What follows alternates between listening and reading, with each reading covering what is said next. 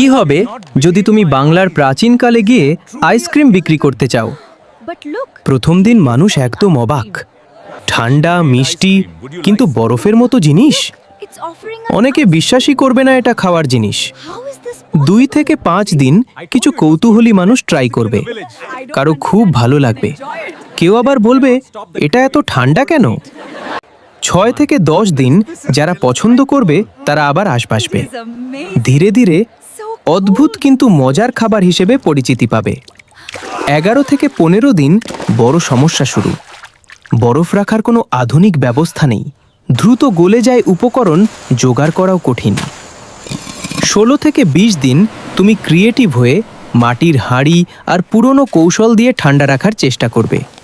কিছুটা সফল হবে, কিন্তু কষ্ট অনেক। 21 থেকে 30 দিন তুমি ইউনিক ব্যবসায়ী হিসেবে পরিচিত হয়ে উঠবে। লোকজন তোমার আইসক্রিমের কথা ছড়িয়ে দেবে, কিন্তু টিকিয়ে রাখা হবে সবচেয়ে বড় চ্যালেঞ্জ। শেষ কথা, কিছু আইডিয়া সময়ের আগে জন্ম নেয়, আর সেগুলোই একদিন ইতিহাস হয়ে যায়।